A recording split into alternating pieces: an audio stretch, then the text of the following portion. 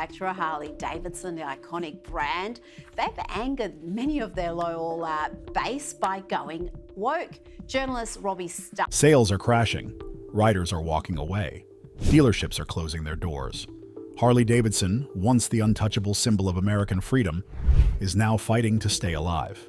And after months of staying silent while the outrage exploded across biker communities, CEO Jochen Zeitz has finally fired back. But is this a true attempt to fix the damage? Or just another polished statement too little, too late?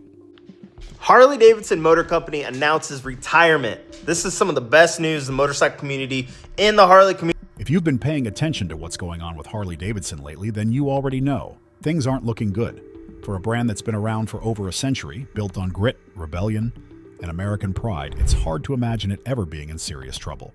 But right now, Harley is riding through one of the roughest storms in its history. This isn't just a minor dip in popularity or a temporary sales slump. This feels different. This feels deeper. Market. That's because there's too much stock and not enough demand. The biggest and most obvious sign that something is seriously wrong? Sales are tanking, and not just a little. We're talking about one of the sharpest declines Harley has ever seen in modern times. Fewer people are buying the bikes. Dealerships are struggling to move inventory, and the numbers are starting to paint a very uncomfortable picture. Some locations have even had to close shop altogether. That's how bad it's gotten. For a brand that once had waiting lists for some of its models, this shift has rattled not just customers, but everyone involved in the business. From top-level execs to the small-town dealership owners, who have been loyal to Harley for decades. Have gone up and down. They've been, way up and then way down, and it's just the way it is with the market. But the drop in sales is only part of the story. What's really fueling the backlash is a growing sense of betrayal among Harley's most loyal fans. For years, these riders stood by the company, not just because they loved the bikes, but because they believed in what Harley stood for. It wasn't just a motorcycle. It was a lifestyle, a badge of identity, something that said, I'm free, I'm wild, I ride on my own terms. But lately, many of those same riders feel like the brand has turned its back on them. One of the major sticking points has been Harley's recent corporate decisions, especially its shift in branding and public messaging. A lot of longtime fans say the company has become too polished, too corporate, and way too concerned with being politically correct. Some even accuse Harley of abandoning its roots in favor of trying to please a crowd that never really cared about motorcycles in the first place. The term woke has been thrown around a lot in these conversations. And while that word means different things to different people, for many Harley loyalists, it basically means the brand is now more interested in virtue signaling than building badass bikes. They point to marketing campaigns that feel disconnected from Harley's traditional image, gritty, rebellious, unapologetically tough, and instead showcase a softer, more sanitized version of what riding is all about. It's not just marketing either. Pricing has become another sore spot.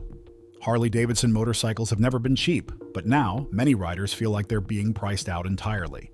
The newer models are expensive, and some critics argue they don't offer enough innovation or performance improvements to justify the price hikes. At the same time, attempts to modernize the lineup, like the electric Livewire bike, have been met with mixed reactions. Some see it as a smart move for the future. Others think it's the final nail in the coffin of what used to be a rough-and-tumble biker brand. And through all of this, there's been one thing missing: a real response from leadership. For months, riders and dealers alike were waiting for someone, anyone, from the top to acknowledge what was happening. But Harley's top brass stayed mostly silent. That silence only added fuel to the fire. The people who built their lives around this brand felt ignored, even disrespected. They didn't just want a PR statement. They wanted answers. They wanted action. Most of all, they wanted to know whether the company still cared about them. Consumer brand, we will focus exclusively on growing the sport of motorcycling and retaining our loyal riding community. After months of staying completely quiet while the heat kept building, Harley Davidson CEO Jochen Zeitz has finally decided to speak out. For a lot of people, especially longtime Harley fans, this moment couldn't come soon enough. The company has been under intense pressure, and many were starting to wonder if leadership even cared. But now that Zeitz has broken his silence, the big question is, did he actually address the real issues? Or was it just more corporate talk? He has for years been falling behind the bar on a number of different issues. Importantly, technology. They're just not keeping up with the Japanese. Zeitz's tone during the interview was calm but serious. You could tell he understood the weight of the situation. This wasn't a casual "we hear you" statement. It had a level of urgency that's been missing from Harley's leadership for too long. He opened by directly acknowledging the backlash. He didn't dance around it or try to pretend everything was fine. He admitted that the company had heard the criticism loud and clear, from customers, from dealers, and even from inside the industry. The CEO of Harley is a woke zealot. This man wrote the book on wokeism. He wants to fundamentally change who you are, how you live, and how you think, and how you raise your... One of the key things Zeitz pointed out was that Harley's recent moves were never meant to alienate anyone. He said the goal was to modernize the brand and attract new riders, especially younger ones and people in urban areas. That's why the company had started experimenting with new marketing campaigns, electric bikes, and a shift in tone that some people saw as too politically or socially aligned. But according to Zeitz, it wasn't about going woke or turning away from tradition. It was about survival. He made it clear that Harley had to evolve to stay alive in a world that's changing fast. Still, even with that explanation, Zeitz didn't dodge the fact that the company might have pushed too far, too fast. He admitted that in trying to grow Harley's appeal, they may have ended up losing touch with the very people who built the brand in the first place. The hardcore riders, the lifelong Harley owners who stuck with the brand through thick and thin. Those are the people who felt betrayed, and Zeitz said he understands why. One of the most talked about parts of his statement was the promise to return to our roots, a phrase that caught a lot of attention. He didn't go into a ton of detail, but the message was clear. Harley Davidson wants to win back the trust of its core community. That could mean more focus on classic bike designs, stronger support for local dealerships, and ditching some of the recent branding choices that didn't sit well with loyal riders. It's not a full-on reversal, but it does feel like a shift in direction. Interestingly, the reaction from Harley's board and top executives seems to be in sync with Zeitz's message. Reports say there's internal agreement that the company needs to find a better balance, pushing forward without forgetting where it came from. That's not an easy thing to do, especially when you're dealing with a legacy brand like Harley. But if nothing else, this statement shows that the people at the top are finally listening. If you're wondering why Harley Davidson is taking so much heat right now, it really comes down to one thing: change. Not the slow kind that happens naturally over time, but big, sudden changes that shook the foundation of what Harley has always been about. And when you make huge shifts in a brand that people feel emotionally connected to, you're going to stir up a lot of strong reactions. That's exactly what happened here. For starters, the branding and cultural shift hit people hard. Harley has always been known as the bike for rebels. The rugged outlaw image wasn't just part of the marketing, it was baked into the soul of the brand. You think Harley? You think leather jackets, roaring engines, long rides on open roads, and a kind of live, free, or die attitude. That's what drew people in. But in recent years, the company started drifting away from that. The image became cleaner, more corporate, more polished. Instead of the rebel, Harley started looking more like the suit in the boardroom.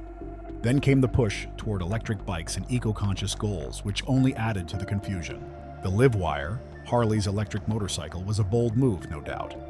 And sure, there is a market for it, but not necessarily among the people who grew up loving the classic rumble of a V-twin engine. To many loyal riders, going electric felt like ripping the heart out of the brand. They weren't asking for a green Harley, they just wanted the Harley they've always loved. And now it seemed like the company was building bikes for tech investors and coastal elites, not the everyday rider in the Midwest or South. Robbie Starbuck is claiming that the rough and tough American company is going woke and says the new CEO is pushing the company to embrace DEI initiatives and progressive policies. His post even...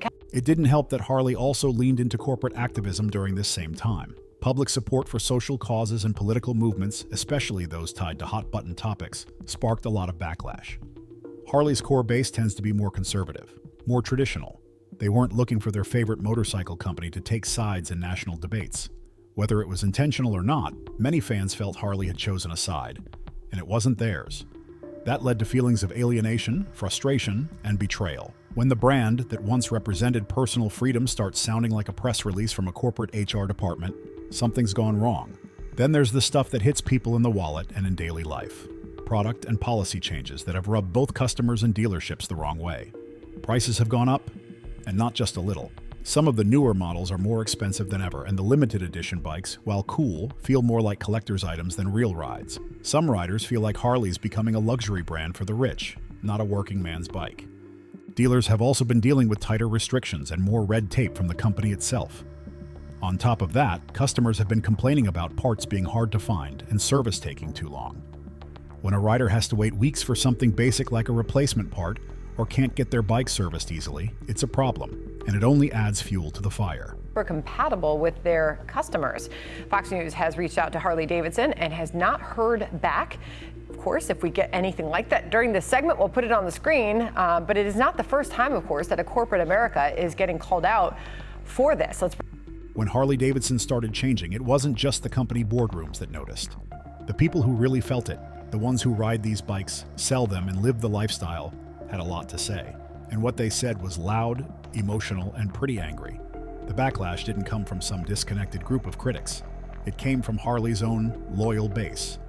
The same folks who wore the shirts, flew the flags, and treated their bikes like family. You know the number of Harley dealers who are happy that a new CEO will be coming in? The number is all of them. Riders felt betrayed. That's really the only word that fits. These weren't just casual customers. We're talking about people who had stuck with Harley for decades through thick and thin. People who saved for years to buy their dream bike. When they saw the brand shifting toward corporate activism, pushing electric bikes, and stepping away from that gritty, rebellious image, it felt like everything they loved about Harley was being replaced. And it wasn't just the brand's direction, it was the attitude. A lot of folks said it seemed like Harley didn't even care what its core community thought anymore. Changes, but you know, we're looking ahead. I think it's going to be a great new era. Biker communities online exploded with criticism. Forums, Facebook groups, Reddit threads, you name it. Riders were venting hard. Some even posted emotional videos saying goodbye to Harley, showing how they were trading in their bikes for different brands that still get it. You could see how personal it was. It wasn't just about motorcycles, it was about identity, loyalty, and respect. Dealerships were hit hard too. They've always been the boots on the ground for Harley Davidson, dealing with real customers and keeping local rider communities alive. But now, many of them are struggling like never before. Inventory issues became a big problem. Bikes were either in short supply or they were the wrong kind, models that weren't moving while customer demand for other versions went unmet. On top of that, some dealers complained that corporate wasn't listening. There was a growing tension between dealerships and Harley headquarters, with more rules, less flexibility, and fewer resources to work with. Several dealerships even shut down entirely, not because they didn't want to keep going, but because they couldn't survive the way things were going. When you've got fewer customers walking in, prices going up, and a company making decisions that seem out of touch, it's a perfect storm. Some dealers spoke out publicly, saying the relationship with Harley had become strained and that they felt abandoned by the people who were supposed to have their backs. Then came the wave of online backlash. Boycotts, hashtags, and viral videos started rolling out. Some were funny, some were brutally honest, and some were just plain sad. Riders mocked the new direction Harley was taking, while others made heartfelt appeals for the company to go back to its roots. One video even went viral, where a guy smashed his Harley gear on camera while talking about how the brand sold out. Not too many Harley Davidsons that you can replace if you love that lifestyle and love those bikes. But the backlash is certainly there, whether it translates into... That's the big question on everyone's mind right now. Can Harley Davidson actually make a comeback after everything that's happened? The damage to the brand is undeniable. Riders are frustrated and feeling betrayed. Dealerships are struggling to stay afloat, and the once iconic image of Harley has taken a serious hit. But just because the road looks rough doesn't mean it's the end of the journey. Whether Harley can bounce back depends heavily on if its leadership, starting with CEO Jochen Zeitz, is genuinely ready to listen and take meaningful action. Iconic brand. No. Wouldn't it take more than this? I don't know. Can they bounce back from it if this is the case? Yeah, I mean, look. Zeitz has openly acknowledged the challenges facing Harley. He hasn't ignored the criticism this time around. Instead, he's admitted that the company needs to work hard to regain the trust of its core riders, the people who have been the backbone of Harley's success for decades. In his recent statements, Zeitz spoke about returning to roots, which gave some riders a glimmer of hope. It sounded like a promise to balance the future with the heritage that made Harley Davidson what it is. However, talk is cheap in the biker community, and many are waiting to see if those words translate into real lasting change, or if they're just another round of corporate messaging. Anheuser-Busch, in many ways, they haven't fully recovered, but they're trying. I think as long as Jackie and I have talked a lot about this on our program, as long as you come out and take ownership. Look, we lost our way. We're getting back to being focused on our customer. Here is who our customer is, and we are laser focused on doing our job for you. Then there is a chance of redemption, but you do have to come out and be able to say that. If Harley wants to truly heal and recover, it has to stop drifting away from what made it special in the first place. Riders didn't fall in love with Harley because it was the flashiest or the most eco-friendly brand. They connected with it because it stood for freedom, rebellion, toughness, and individuality. The company can and should embrace new technology, explore electric motorcycles, and tap into new markets, but never at the cost of its core identity. History shows that heritage brands struggle when they try to become everything for everyone. Harley needs to remember who it is and who it serves, the riders who see their bikes as more than just machines, but as symbols of a lifestyle and a culture. Regaining the trust of riders won't happen overnight, and it certainly won't be fixed with a slick ad campaign or a single new model. Real trust comes from consistent, honest communication and genuine changes that riders can feel. People want leadership that doesn't shy away from admitting mistakes and takes real steps toward fixing them. For Zeitz and his team to win back the community's support, they need to stop talking at their customers and start having open conversations with them. It's about respect, transparency, and delivering on promises. On the dealership front, Harley has some serious work to do as well. Many dealers feel like they've been left in the dark or sidelined by corporate decisions, especially around price hikes, inventory controls, and new policies that seem disconnected from the day-to-day realities on the ground. These dealerships aren't just sales points. They're the heart of the Harley culture in towns and cities across the country. When dealers feel unsupported or frustrated, it's hard to keep the brand alive and thriving at a grassroots level. Rebuilding trust with dealerships is just as critical as winning back the riders themselves. What Harley faces is more than a business challenge. It's a cultural one. The brand has to find a way to reinvent itself while still honoring the spirit and traditions that made it legendary. That means making bold moves in innovation without losing sight of the heritage that its core customers cherish. It means embracing change, but not at the expense of what makes Harley, well, Harley. In the end, the future of Harley Davidson depends on whether Zeitz and his leadership team can turn their words into action and reconnect with the people who made the brand what it is. Only then will Harley have a real shot at rising from this storm and riding strong into the years ahead.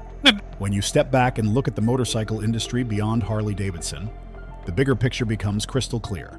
The entire world of motorcycles is changing rapidly, and Harley isn't the only player trying to find its footing in this new landscape. But here's the thing. While some brands seem to be adapting more smoothly, Harley is caught in a tough spot, trying to honor its deep-rooted legacy while also keeping up with a fast-evolving market. And that balance? It's proving to be one of the biggest challenges the company has ever faced. But Harley Davidson has only a small slice of the Indian market, and sales there declined 21.6% in the 2019 fiscal year, and fell about 7% the year before. Take Indian motorcycles as a prime example. They've long been Harley's chief rival here in the US, but lately, they've been making some serious moves. Many riders who have grown disillusioned with Harley are now turning to Indian instead. What's driving this shift? Indian has managed to modernize their lineup without losing the essence of what makes American motorcycles iconic. Their bikes maintain that powerful raw muscle bike feel, but come with fresh designs and updated technology that appeal to a wide range of riders. They're pulling in the classic biker crowd while also capturing the interest of younger, tech-savvy riders, something Harley has struggled to do consistently. Then there are brands like Ducati and BMW. While they don't compete directly with Harley in every segment, they're winning over younger, urban riders in a big way. Ducati is the go-to for those who want performance and aggressive styling with a touch of European flair. BMW blends advanced technology, comfort, and sleek design to create bikes that feel both modern and luxurious. What sets these brands apart is that they don't carry the same weight of history and tradition that Harley does. They aren't bound to protect a century-old image, which gives them much more freedom to innovate and evolve quickly. Harley, on the other hand, has to constantly walk a tightrope between honoring tradition and pushing innovation. And that balancing act isn't easy to master. Adding to the challenge is the clear generational shift happening right now. Younger riders, think Gen Z and millennials, simply don't view Harley the way their parents or grandparents did. For them, Harley doesn't always symbolize freedom or rebellion anymore. Instead, many see it as expensive, old-fashioned, or just out of touch with what they want from a motorcycle. When you have brands like Yamaha, Kawasaki, and others offering fast, affordable bikes loaded with modern tech, it's no surprise younger riders gravitate toward those options. These bikes deliver performance and style without the heavy cultural baggage of being a Harley guy. Harley has tried to reach this crowd with models like the Street Series and the electric Livewire, but the connection hasn't fully taken hold. The brand still carries a reputation of being too tied to the past for a generation that craves customization, cutting-edge tech, and a fresh image. When we look beyond the US, the story shifts a bit.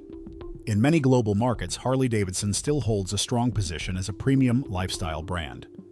Countries like India, Japan, and parts of Europe continue to buy into the Harley dream. However, even in these international markets, sales are not hitting the levels the company would hope for. Global customers tend to be more open to innovation, but they're also watching closely to see how Harley handles the backlash at home. If Harley appears unstable or out of touch in the US, it can create ripple effects that shake confidence abroad as well. Ultimately, Harley Davidson is standing at a crossroads. The brand's future success depends not only on how well it adapts to new market demands, but also on how effectively it can reconnect with both its traditional audience and a whole new generation of riders. That's a delicate balance, and the stakes couldn't be higher. So, what are your thoughts on this? Let us know in the comments below.